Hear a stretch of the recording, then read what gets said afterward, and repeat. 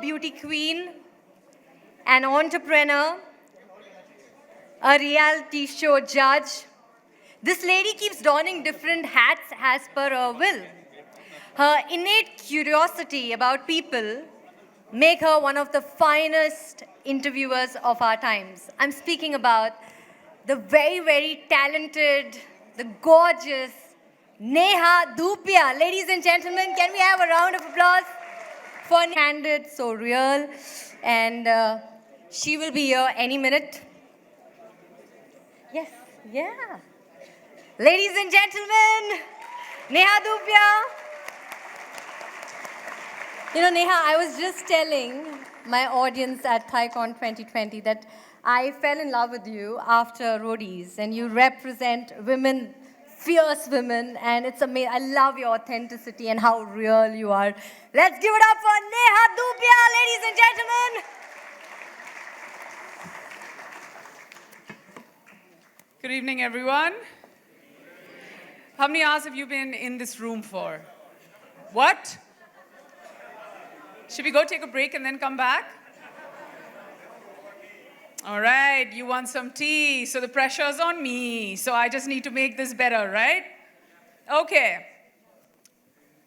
We obviously know this is no surprise who we're in conversation with, but I still have to introduce her. She's feisty, she's bold, she's courageous, she's everything you guys wished you were. I know that we're in a room full of overachievers, but come on, let's give it to her. This woman started an entire country.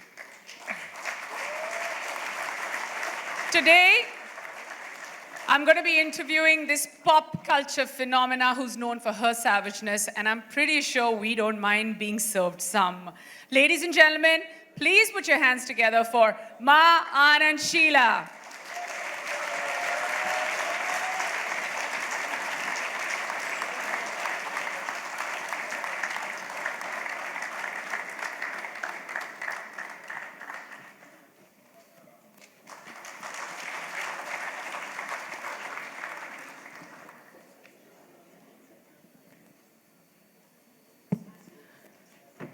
Welcome, ma'am.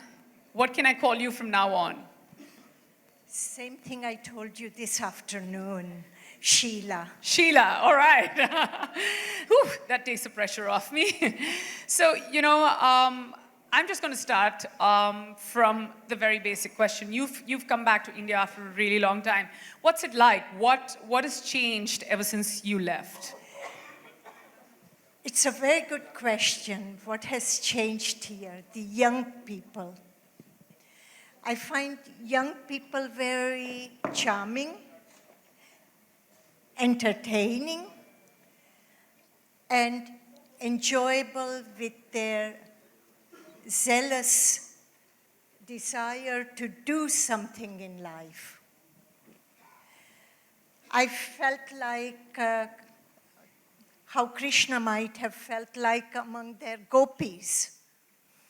And I felt like all these beautiful young men around me, surrounding me, it was wonderful.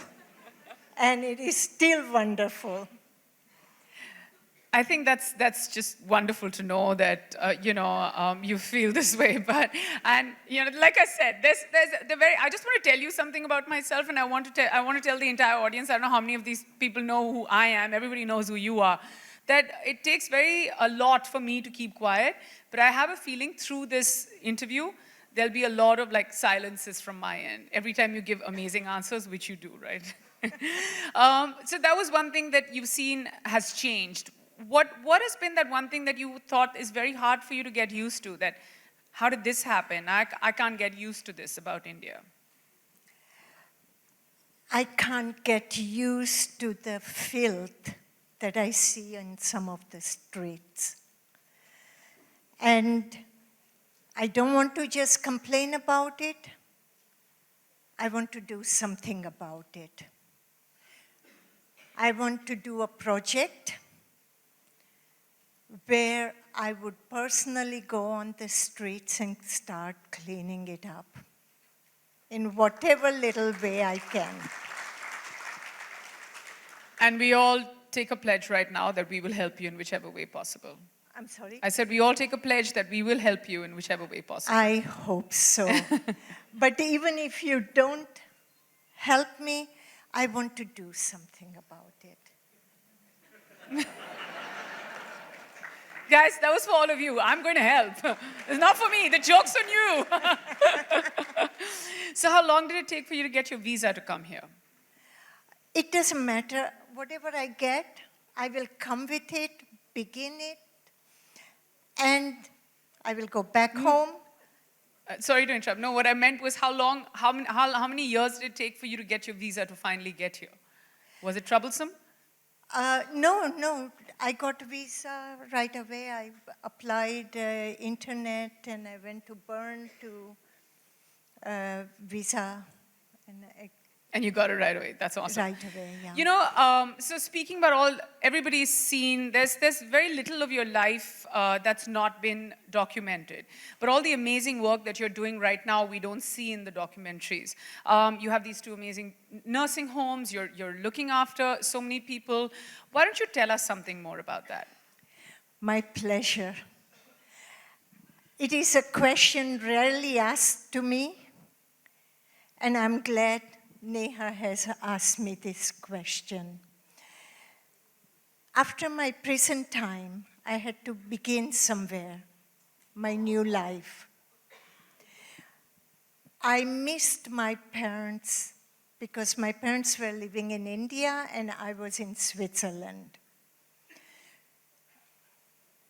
I could not come and visit my parents right away, and my parents didn't get the visa right away. I was missing them terribly. So when I would walk the streets of Switzerland and see old people, I would see my parents in it. And then luck was again on my side. And I read a little 2 lines article in German, which I didn't know then. I couldn't speak German or understand. But somehow these 2 lines did the trick. I felt in here there is something for old people. So I asked somebody who spoke English and said, can you please explain to me? And says, you can take 3 to 5 people in your house and take care of people, or in your apartment. Very next day, I started looking for a house to rent. Didn't have money, so I had to deal with the rent. I got me a 1-family 6-room house, and I took my first 5 patients there, 5 old people. And I began with this, a nursing home. Then 5 became 16, and 16 became 34. And I have it. And similarly, there was a day I was vacationing in Mauritius. I went to visit a couple of homes there. And there I was so ashamed of mankind, the way the people were being handled and the conditions were there. My vacation was ruined. I went home to Switzerland, and I said, you can complain about it only when you do something about it. So true. So I went back a few weeks later, rented a house, and now I have a lovely residential care home there for 20 beds for underprivileged people. And it is the same passion about cleaning up India. Of course, I can't clean up India if I think with right mind. My sisters told me, you are mad. And they are right. But I want to begin somewhere. Just a small sprout, and maybe it will become a jungle. That's fantastic. I feel like the idea and the intention that you have is fantastic. All the work that you're doing is brilliant. And let's just go back a little bit to the life at the ashram. How different is your life now? I know it's an open-ended question, but what's changed the most? Biggest change, Bhagwan is not there and his madness is not there. I work for a madman and I loved every minute of it. How many of you here are working for madmen?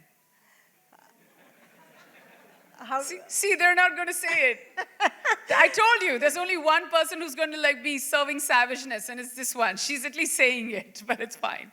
But that's one thing. Now with the work that you're doing, what are the lessons that you learned when you were in the ashram that you're applying now in your current life, in your current work?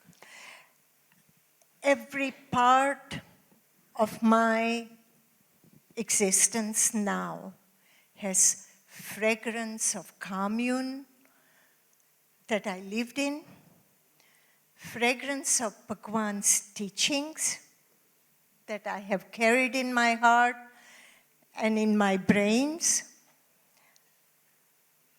The way I ran commune, that is the same way I run my nursing homes. There is same love, same passion, same intensity I have there. And it begins from small thing like cleaning up to the administration and implementations of the laws. I had to learn whole new culture in Switzerland, whole new laws, how to go about it. And keeps me entertained also. And I say, before I did Bhagwan's work, now I'm my own boss.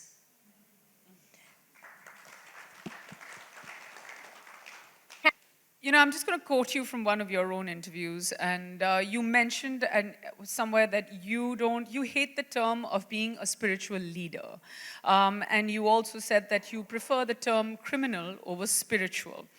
Is there any specific reason behind this? How true. How true. That's exactly how I feel, and I'm glad I said somewhere. I had forgotten that I have said something like that. So I'm glad we can be of help. There is certain honesty in criminality. But don't go out creating crimes, okay? That's not my purpose. What bigger crime is there than to sell you a product which has no guarantee?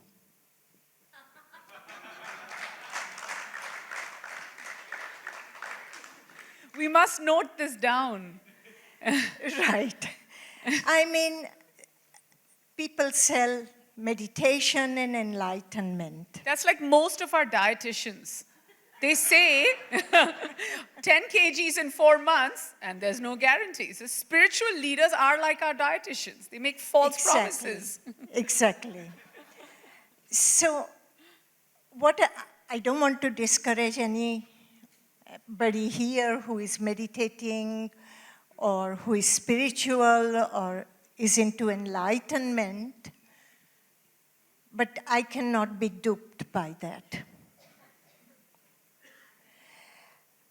If you understand the concept and logic, you will use that time that you give in meditation into self-reflection, trying to know yourself. When you are in meditation and you're thinking about becoming enlightened through that process, you're not meditating. You are hankering for something, for future. And meditation is to be here and now, in this very moment. So I say, something that you don't know, why wait for it? It would be like waiting for Godot. You can go on waiting, but if waiting makes you pleasure, do it by all means and say, hey, I love it. Then no problem. But I'm not for that. I wasn't for that before also. I'm a working woman. I'm a worker, a doer. And that's what I want to do. I don't want to talk about cleaning up India. I want to clean. I want to go on the streets and pick up plastic and styrofoam and filth from the streets. Wow. There was, when Wild Wild Country, or the makers of Wild Wild Country came to you, there are two things I want to ask you. One is, did you greenlight the idea immediately? Did you take time to turn around and say yes? What was going on in your head? I didn't take any time because I have been clear whenever something comes my way and I have not sought it out, then I say yes, because I'm not doing it. They came my way, then I have to welcome them. But my sisters cause me enough grief. They don't like journalists coming to my house, and they have been coming since the first day I'm out of prison. In prison, they didn't allow too many journalists, and they didn't come. But afterwards, I have been constantly, they are frequent visitors of my life. But through the documentary and firstly, let's just see how many people in this room have seen Wild Wild Country.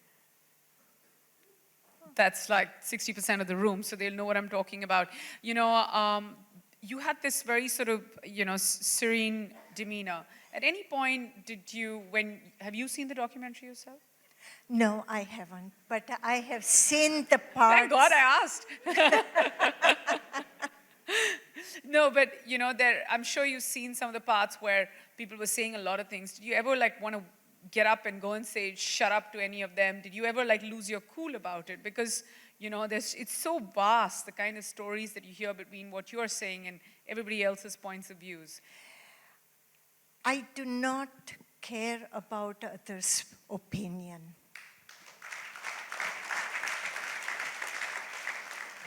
I live life on my term. I have seen my father, mother live life on their terms. My father told me from a young age, told not just me, all my brothers, sisters too, be yourself. I give you all the freedom you need. Don't be afraid. And that's what I practice even today. So I didn't have to shut anybody down. Yes, I was, when we were creating Rajneeshpuram, I had to come out with a lot of strong words and tough statements against politicians and the neighboring ranchers who wanted to ruin our existence. But that was the deterrent for taking care of the community. And it was Bhagwan's guidance how I have to represent him. I don't feel offended by anybody. I live by myself on the top of the hill in Switzerland with my group of old and handicapped people. I even tell government sometimes, let my people be people and not old and handicapped. it is respect for life. And what can I get angry about it? I have given everybody opportunity to say whatever they want to say about me. What will I say? So when they said something that was unfriendly, I accepted it. Now all of you are very much touched by me, and I feel great, and I accept it with full heart. That's wonderful. Everyone's, I'm assuming that everyone in your term is meditating because they're all present right here. Are we all present? Right. Okay. You know, there was, women have associated you with this term called badass, and men have associated you with this term called wild and sexy. Now, these are all sort of, terms that you've been described in many different ways. What was it like to be free and progressive back then? It's like this.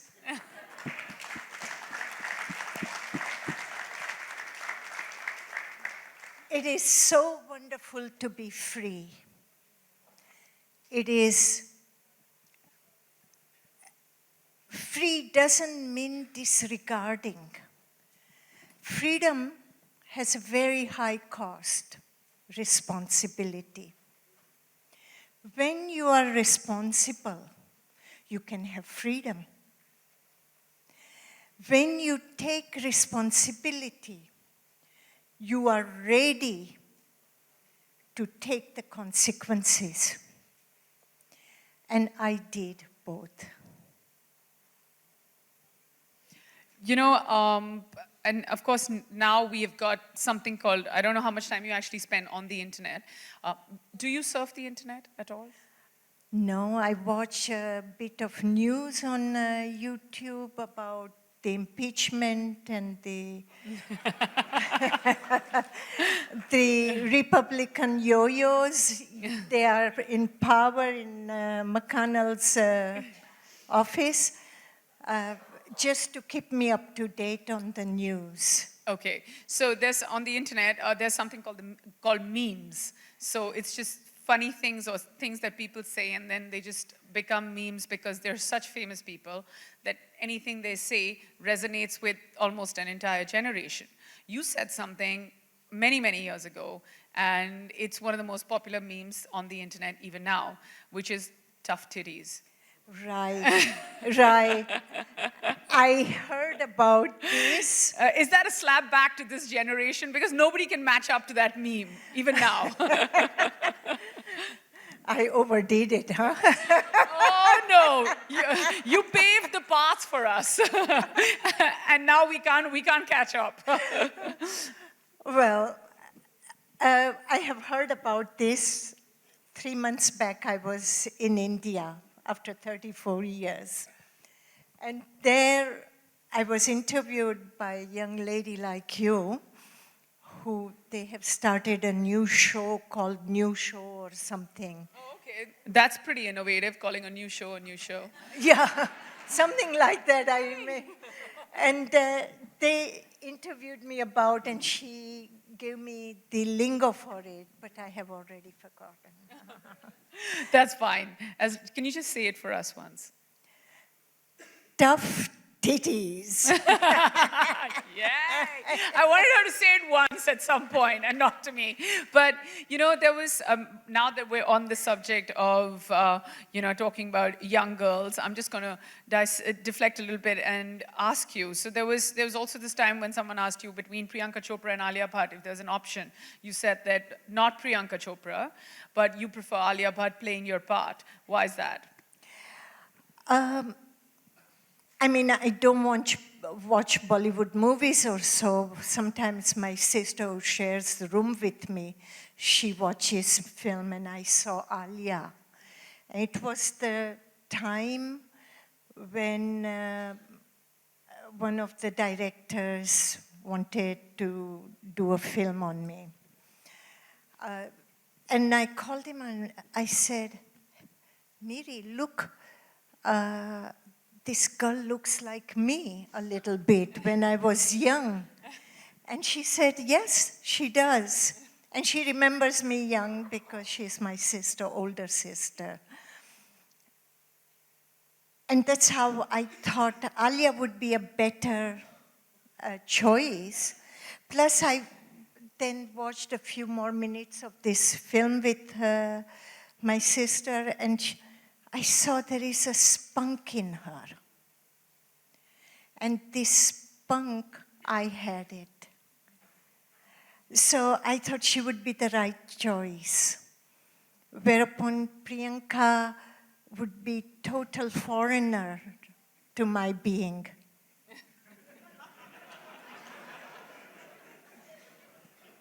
All right, somebody's clearly live streaming this, so I'm going to go on to my next question. Please.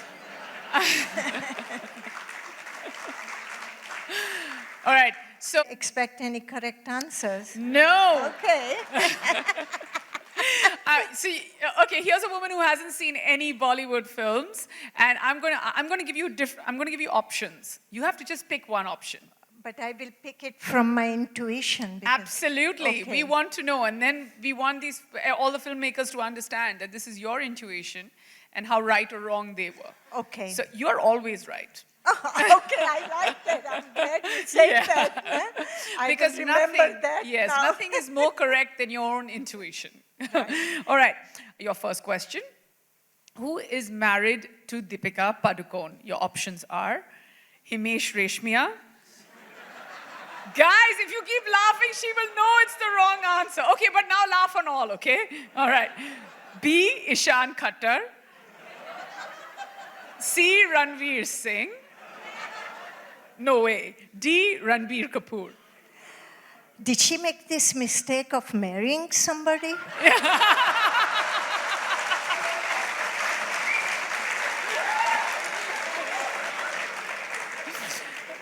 So, I mean, yeah, if marriage, according to you, is a mistake, she is married, but I think she picked well. So, A. Himesh. B. Ishan. It's all sounding like these are sounds for her. She doesn't know anyone. So C. Ranveer and D. Ranbir. I think I have seen her photo with somebody with mustache. Yes. Is that correct? That is correct. So Okay. which name does your intuition say would have a mustache? Himesh, Ishan, Ranveer? Himesh, I know, because I watch Indian Idol Yes. with my sister. All right, I'm going to give it to you. The guy with the mustache is called Ranveer Singh. Okay. Yes. So she was very close. Okay. What was the 2001 movie Lagan about? A. Cricket. B. Friendship. C. Love. D. Sex. None of the above. For me, Lagan was a film about how British had crippled our spirit.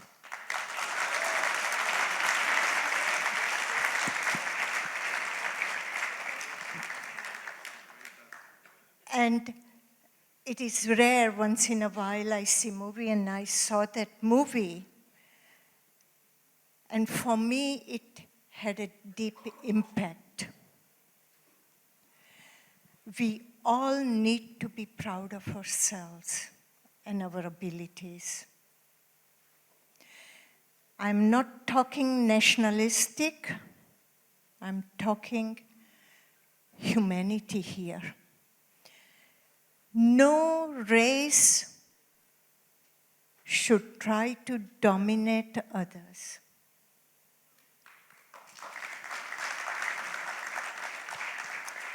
Yes, we all got the right answer. All right. Which mode of transport? Out of my options, it was cricket, but it's fine. It doesn't matter now. Which mode of transportation was used in the iconic climax of Dilwale Dulhania Le Jayenge? Your options are A. Bus, B. Rickshaw, C. Boat, and D. Train. Okay, I don't know what she's talking about it, but I will go for Bajaj rickshaw. Dilwale Dulhaniya Le Jayenge, guys. Come on. I will say why. My father was a friend of Kamal Nayan Bajaj. And first Bajaj rickshaw, he took it and drove it himself from Bombay to Baroda in those days. Wow. That's how come I chose Bajaj rickshaw. Wow. All right, I have just my last 3 questions, which are on the quiz. But I'm not finishing the chat so easily. Okay. All right, so Salman Khan, there's no way I'm getting the answer to this, but I'm just going to try. Salman Khan in the film Dabangg. Would you know who Salman Khan is? I have heard of Okay. him, and I have seen him in Saregama or something like that. Was he on somewhere like that? Big Boss. No, that I don't know. Okay, so Salman Khan in Dabangg played what? A sannyasi, a cop, a thief, or a computer engineer? I don't know. Okay. I don't know. A cop. All right, this is the last one. The dialogue, Kitne aadmi the, was about population census, sex ratio, the number of enemies, or potential husbands. Kitne aadmi the? Bad choices, huh? So, the population census, sex ratio, number of enemies, or potential husbands. I would say if it is a movie, Bollywood movie, then probably they're talking about sex. That's it. We've rechanged Sholay as well.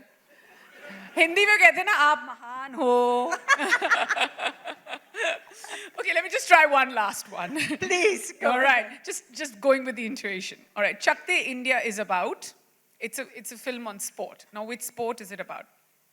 Cricket, ice skating, badminton, or hockey? I would say cricket. No? That is, just say correct. Not correct. It's about hockey. Oh, okay. All right, but yeah, you were close. I- It's a team sport. My logic says cricket Guys, that was because good. of Englander, the British have dominated all of our sports also. Yeah. That's where. I think you were on the same page when they started writing the film, and they must have thought cricket pe likhte hain, and then they would have been like, nahi, cricket pe ban gayi hai, to hockey pe bana lete hain. But your intuition was right. It matched theirs. I think, you're going to be a good friend to me. Yeah, yay. We communicate well. Yeah, we do, which is just good to know. On a more serious note, I mean, now that we've finished playing the game, on a more serious note, you have said that you don't like being called a feminist. And why is that? It is disrespectful to mankind. We are made of heterosexuality, where male and female both have participated. To say that I prefer, you can have sexual choices, there I have nothing against it. You can be homosexual, but to create children, maybe in modern technology, men can also create children, I don't know, but it's possible. But the way we are now, it is a combined work of man and woman. And we all carry male within us and woman within us. We simply have to bring out our tendency and clarities out.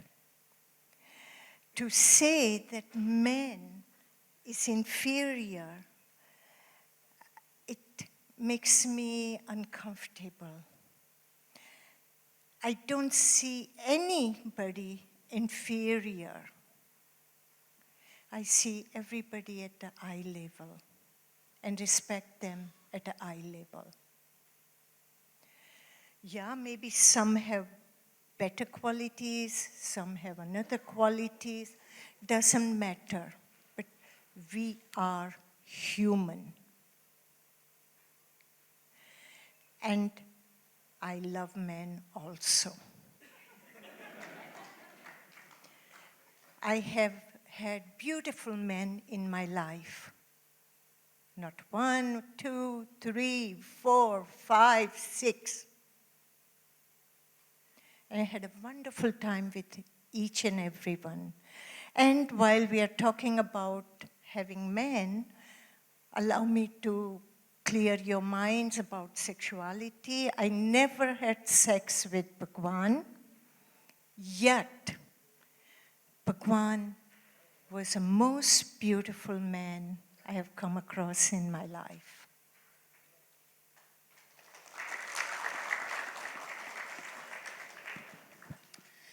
You know, there's absolutely no doubt that you're like this mastermind, right?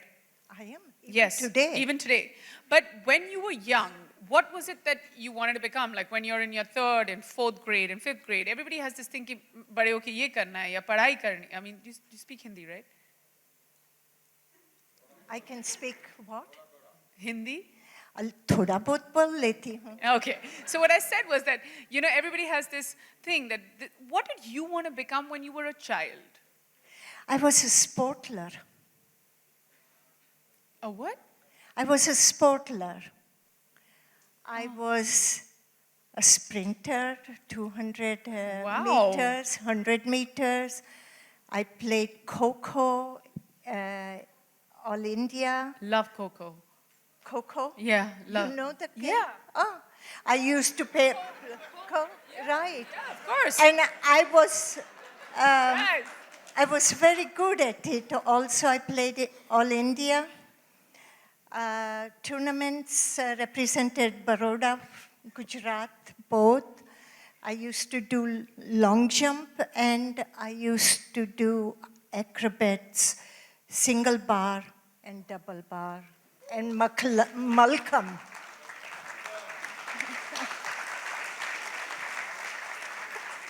It's a wild life. Like even if you had given me 15 options, I would have never picked this one. You see. Yeah, it's amazing. Clearly my intuition is so off. Take me a long time to get to this side. But, you know, your father introduced you to Bhagwan. What were your parents' reactions when they heard of everything that was happening? How did they react to it all? My parents had full trust in me. My parents were 100% with me.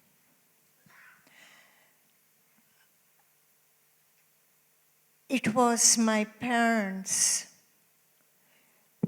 who one day my mother was sitting at my bedside crying, if you continue this longer, you're going to be a dead woman soon.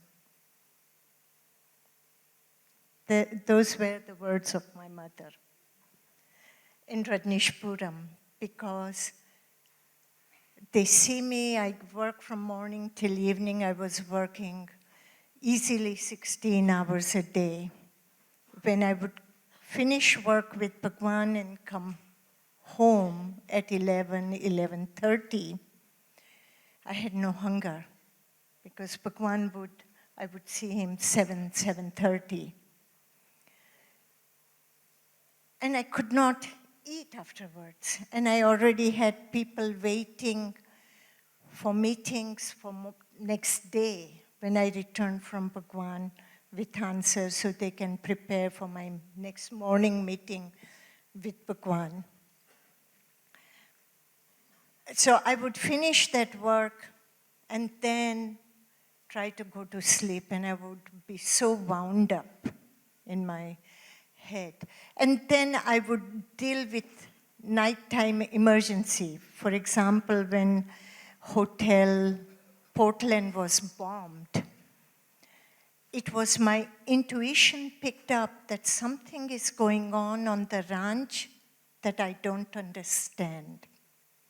And immediately I called my assistants all and said, somewhere in ranch there is some negativity going on. Please go.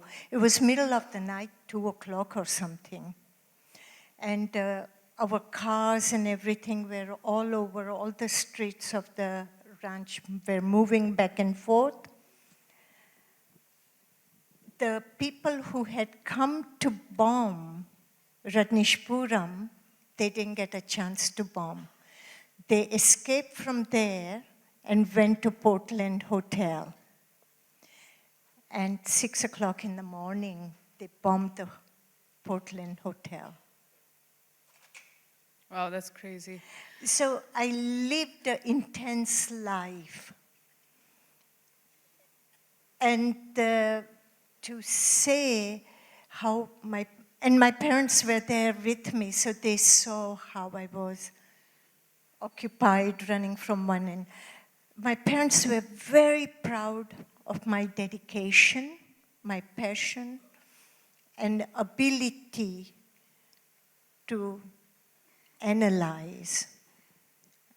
My mother would always say,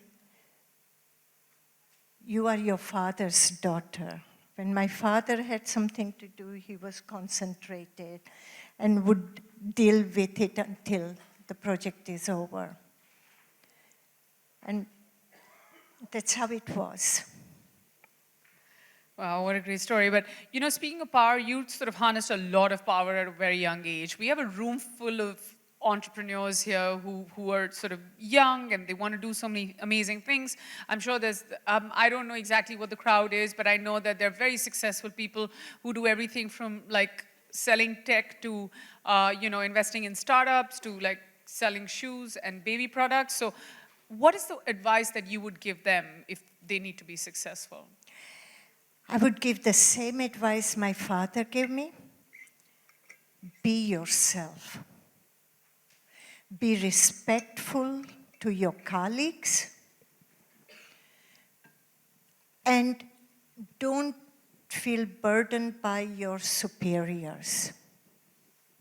Have courage to explain to them with respect your ideas.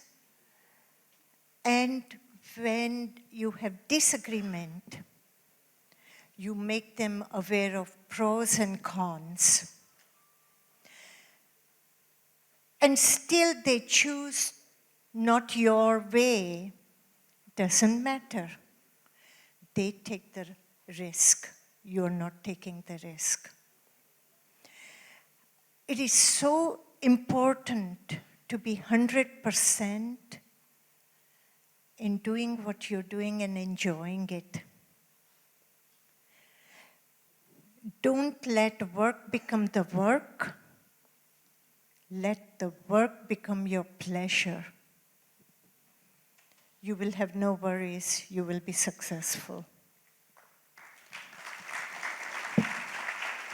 I have to say that's great advice, and everybody else who raises different rounds after this, you know where the commission needs to go.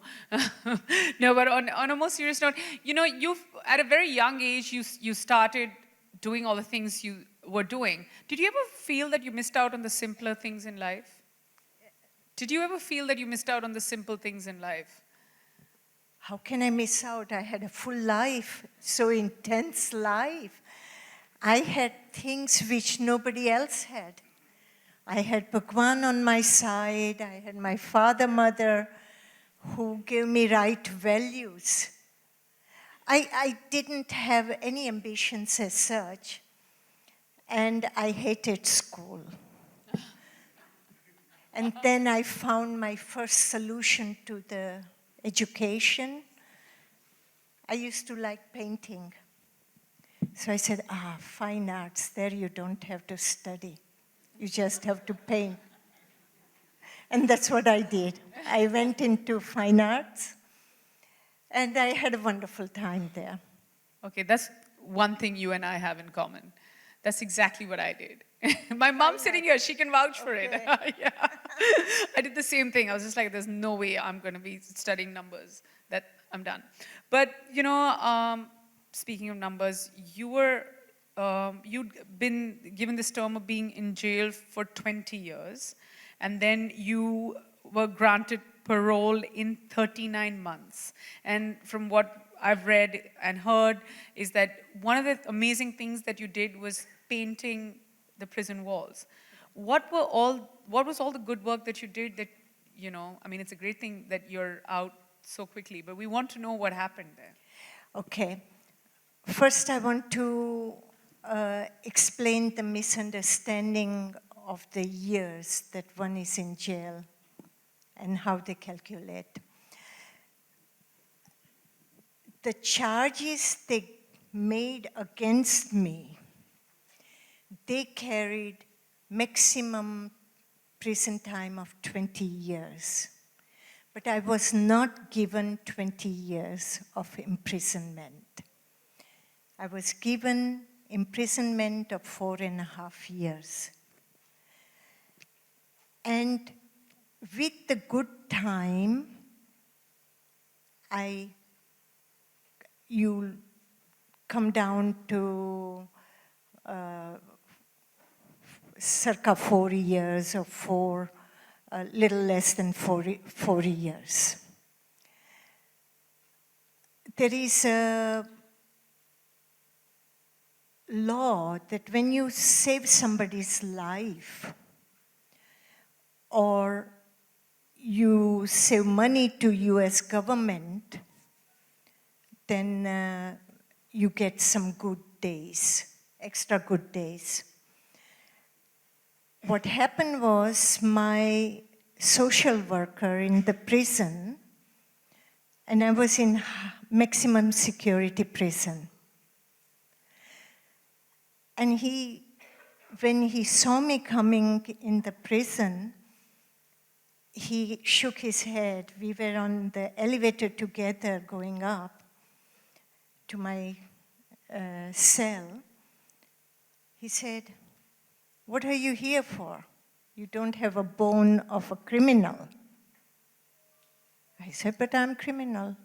Read the laundry list of crimes I have committed. At least that's what your government says." And somehow, he never believed that I was criminal. And he was moving his office from one area to the next area on our unit where we were housed. This room was very dirty. The walls were very dirty. And so I just said, "Why don't you get me?" He said, "Will you help me move?" I said, "Yes, I will help you move." And I said, "Get me some paint before we move. I painted your room." He said, "What, you will paint it?" I said, "Yes. But then I can't give you any ladder. I can't give you, because they are afraid I might escape on 10th floor with a ladder. And they would not give me the paper tape to cut the windows and the doors. That was not a big issue for me because I could do freehand painting with a brush. So I did a so good job that he even asked the warden to come and see his new office. And then one day he says, "Will you paint this unit?" I said, "Yeah, I have nothing else to do. I will paint it." And actually, I was never given a ladder. I would have to climb on 2 chairs, and the prison chairs were not safe. Plus, I had restrictions. Some police would not allow me out of the cell when they are working to paint it. So I had to comply with the people who trusted me and allowed me out of the cell to paint it. And I painted the whole unit. That put me, I saved $150,000 for the warden for repainting it, the unit. I did 16 doors freehand and 16 windows out of the cell for not fresh air because we were on 10th floor, but for the light. And all of them I did it with free. And then when I finished my last thing, I joked with my sister when she came to visit me. I said, well, I have completed my masterpiece. And she said, what are you talking about? She gets always panic when I talk like that, no? What have you done now? And I said, it puts me in a good Christmas time. She said, what does it mean? This painting put me into Christmas kick-out, they call it. It is a prison term. And I was kicked out of prison. So between that and I got 30 extra good days from painting it, and I was thrown out of Christmas kick-out on 13th of December, 1988. Wow. And that was a true Van Gogh, what I painted. Yeah, I know. It is a true Van Gogh. But how many days does it take? It took me about 3 months. Wow. Yeah. 3 months of painting the prison every day. Every day, and painting with freehand. They would not give me a stick to paint. So I had one roller. They would not change the rollers often. But with very economical way, I was able to do it and save them money. Yeah, I mean, it's amazing. So, before we let you go, my last question to you is that you always say, be yourself. What is, if somebody's trying to, sorry. Okay, so, okay, we will have audience questions after this. So should I ask this question or no? Okay, cool. Now I'm audience. Okay.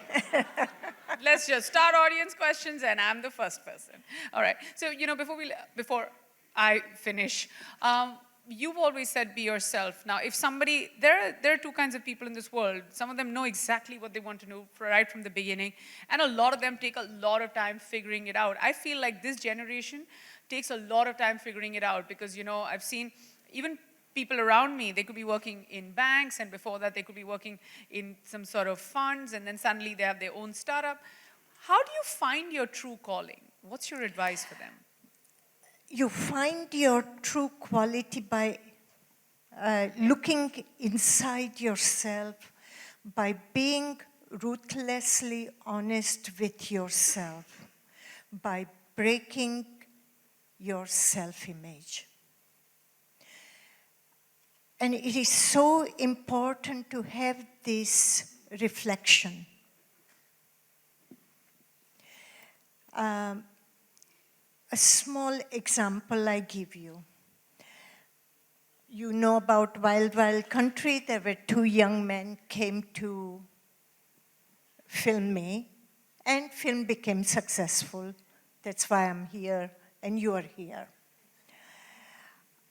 I had no contact with them since I did the filming. And they did their thing, I did mine in the film.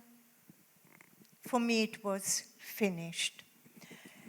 But what happened, so many young people are writing, spontaneously coming to visit me, so many emails and messages come.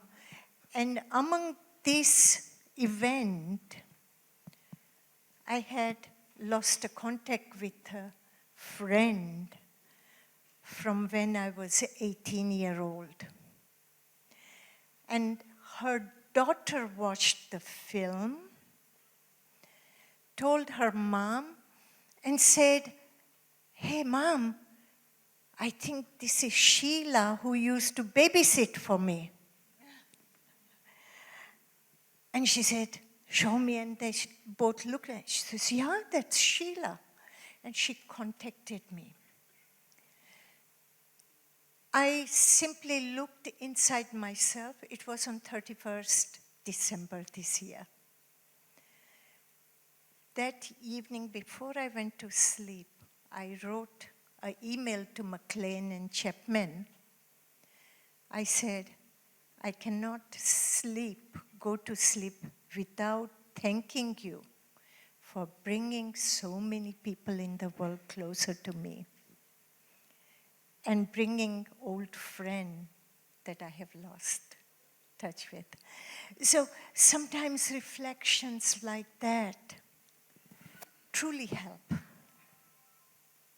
And you can have such reflections only when you are honest with yourself. That's amazing. Let me ask the first question. Mr. Atul Nishar, ladies and gentlemen, huge round of applause. Since you just talked of honesty, in US there were so many charges against you for which you spent 39 months in the prison. But what's the truth about those charges? What did you do and what you didn't do? I mean, how many of those crimes you actually committed and which ones you didn't? I have the honor to take the responsibility for it. I was the queen of Rajnishpuram. And when time comes to take responsibility, I do not turn away. That is the most important quality of a CEO. People try to pass the buck to others. I did not pass the buck. In fact, I protected people who worked for me by taking the burden on me. Thank you. I have it.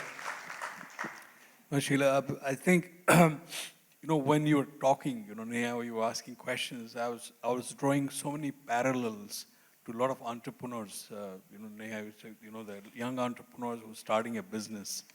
And if you were talking about going against the system, if for an entrepreneur, it's a little bit of a comment, but I'm sure you'll expand on it. But when you have a system working against you,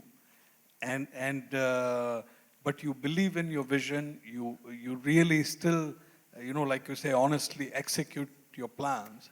That's what last 2 days we've been talking about. A lot of entrepreneurs talked about that. If you believe in it, people will say, this will never work, and you do it. So I see a lot of parallel from a leadership point of view and honesty, taking responsibility. Would you like to say a few words? Because at least I took that out of this session. There are many bureaucratic restrictions in the life. We live through it almost from the birth. It is in our consciousness somewhere. But don't get disheartened by it. Intelligence will always find a way to combat it. Trust your colleagues. Explain to them where you have a block, where are you stuck. And instead of competing with one another, assist one another. When a project is assisted collectively, grows much faster. And it will be a lot of fun. It will be so much fun. And if you are in a position where you are a supervisor of your project, and you go for supervising or to making sure that project is on its way, be a bit human. The people who take the responsibility of doing this work, they work hard. So bring them a little cakes or biscuits, or I'm not promoting alcohol, but bring a crate of beer, or, show them you are human, you care for them. Beer won't show that care, but that you had a thought of them.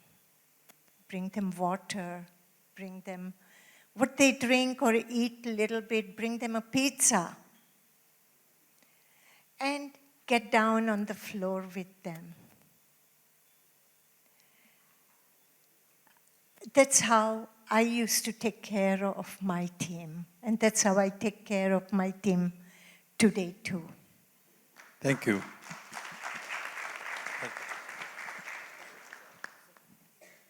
you have a mic? Yeah, hello. One question. Yeah, so just wanted to ask over here. She's asking me a question, then oh my God. Go ahead. I come to you. Sorry about that. No problem. Thank you. Probably one of the. Why don't you just take this one?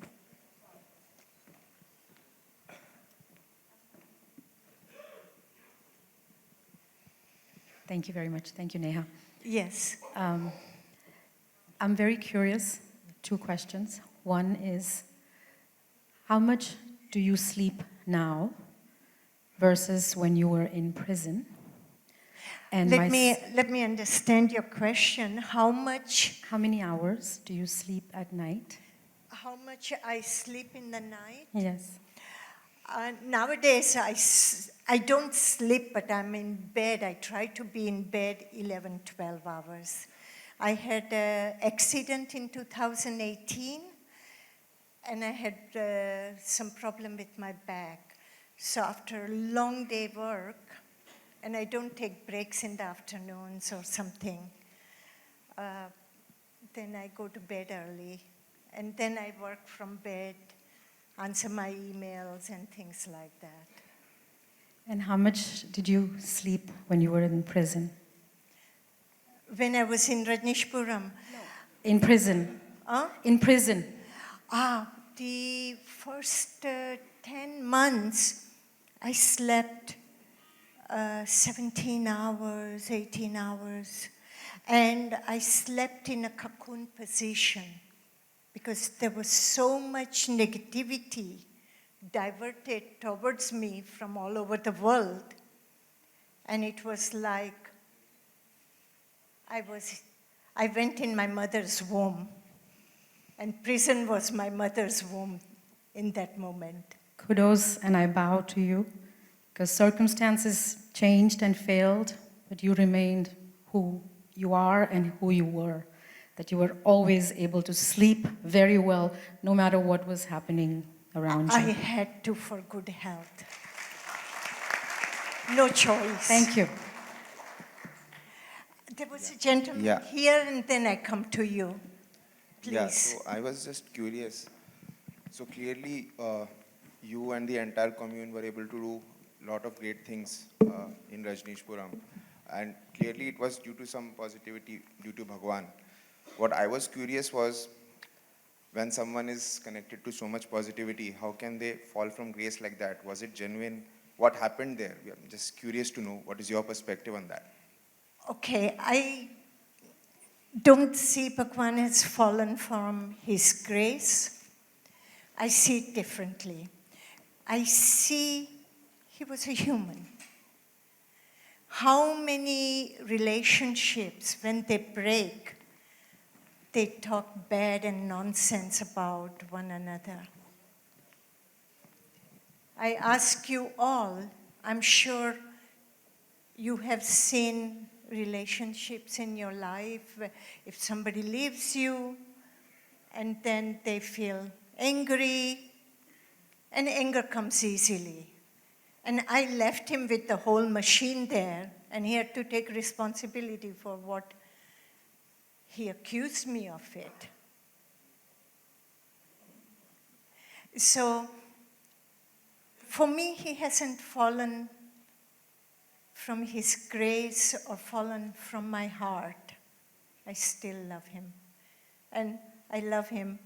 He was one of the most beautiful men I ever was in love with.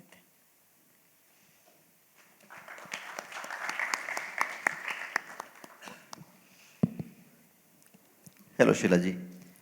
My question is, when there was a lot of negativity thrown at you at that time, when you were in prison, and as you said that you were sleeping in a cocoon, like you were in your mother's womb, were you meditating? Because I'm also trying to learn and read Bhagwan's philosophy right now. And I was recently in Pune for a week, and I learned a lot about you and also him, but I'm still at very infancy stage. My question is, despite all this negativity, which as an entrepreneur, they feel in a different kind of problems and obstacles, do you or were you meditating even in the prison? Do you meditate the same way now? And were you also meditating when you were building the Rajneeshpuram? No one can accuse me of mistake by meditation. I was always in love with Bhagwan.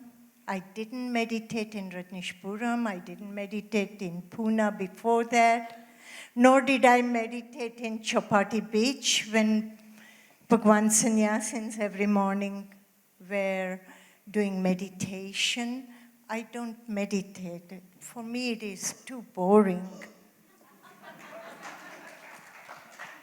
It's so good to know, because I was almost feeling bad. Am I the only one in this room that doesn't meditate? And I also find it really boring. No offense to anyone, but I can't sit still, and I feel like I can do so much more. I should rather sleep. Right. Like, are these normal thoughts? Like, is it okay to like sleep? Sleep, Yeah. sleep, Yeah, whenever. sleep. It's wonderful. So I think this is an eye-opener for me, that I always thought that all the sannyasin who were preached by Rajneesh to do meditation as much as they can, go to their hara and go inside and find themselves. But now, when you were so close to Bhagwan and you said, I was not meditating at all, what was he saying to you? I tell you. One day I asked him, Bhagwan, everybody's meditating. I have no desire to meditate. I just want to look at you. And he said, your work is your meditation, and you enjoy and drink my eyes. Thank you very much. All right, one last question. I just had a quick question. If you had to go back in time and had the opportunity to change one thing, what would that be in your journey, in your personal journey? If I have to go back in time and I have to change something in Rajneeshpuram or near Bhagwan or so, Or your personal life, what would that one? I would change nothing. I would do it all over again with same love and passion. Excellent. Thank you. Yes, ma'am.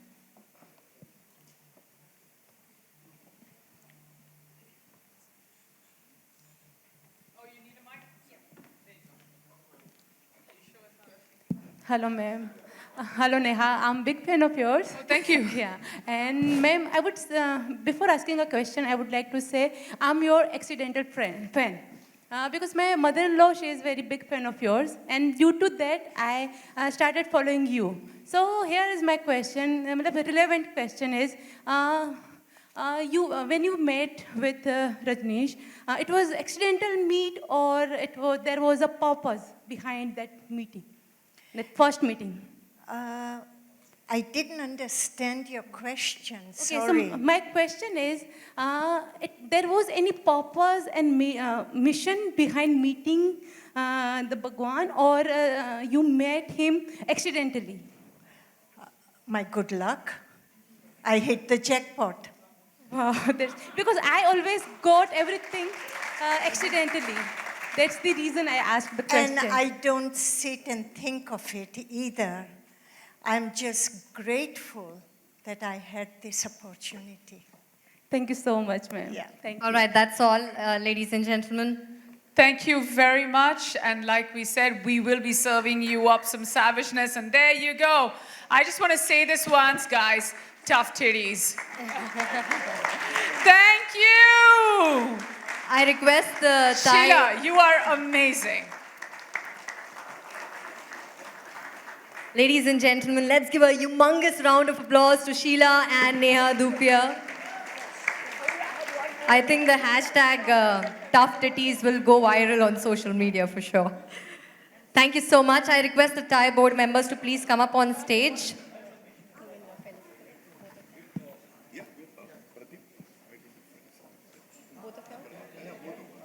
Atulji.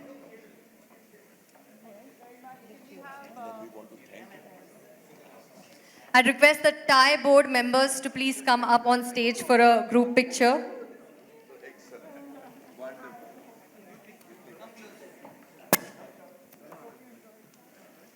Thai Mumbai board members.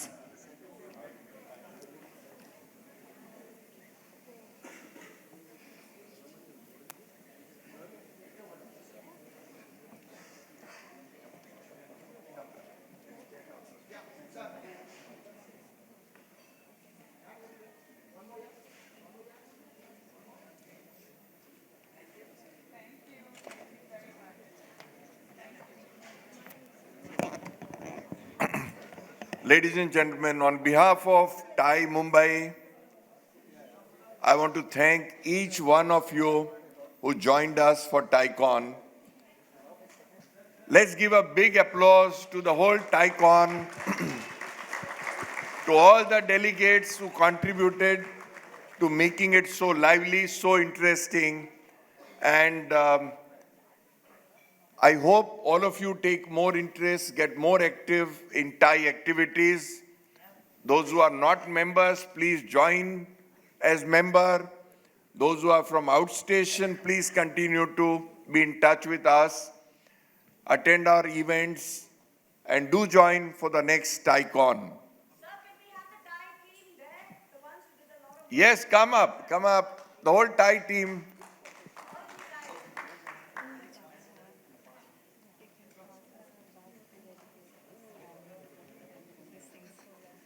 Pradeep, there's a demand that you should dedicate a song to...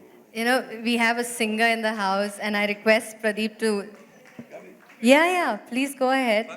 Neha, just, we have a singer in the house. Okay, Mr. Udas, and he would like to dedicate a song for both of you. Okay, so I just sang a few lines.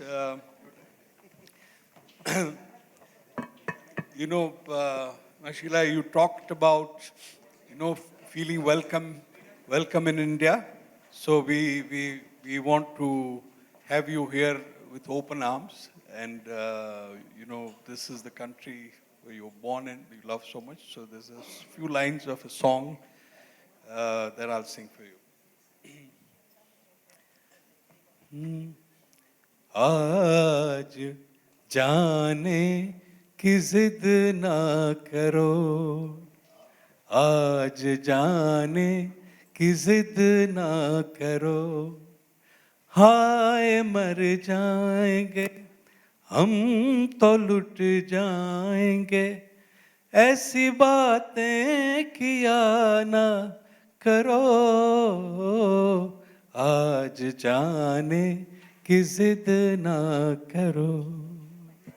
Oh, you like the song? She knows the song? Really? Song, and I love it when Safkat Amanat sings. Okay. So this is to you. Thank you.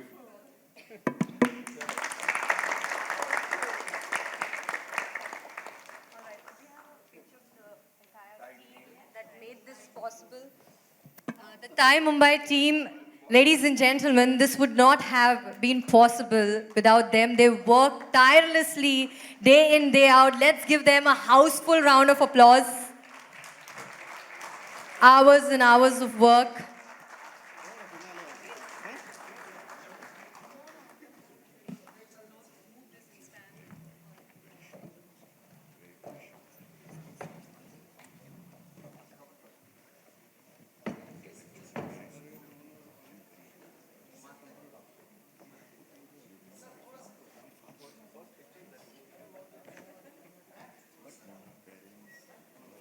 Oh, I'm also part of Thai Mumbai, right? How can I not be there? I have to be here.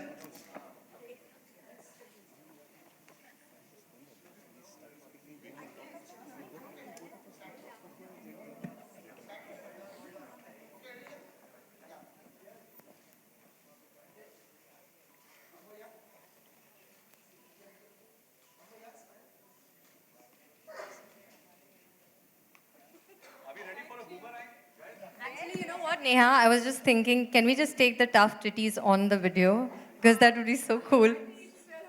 Yeah, absolutely. Yeah? Tough titties. Yeah, let's do a boomerang. Let's do a boomerang. What are we doing? Let's do a yay or an action. Okay. When he says go.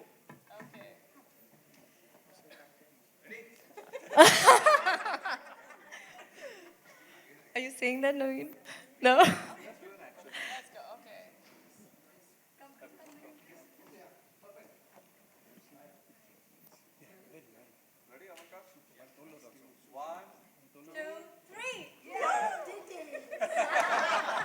oh yeah, she is. All right, thank you so much, ladies and gentlemen. You've been an amazing audience, and the last 2 days, you all have been incredible. Thank you for being a part of ThaiCon 2020, ThaiCon Mumbai 2020. Round of applause for yourself for being a part of this exceptional event. Thank you.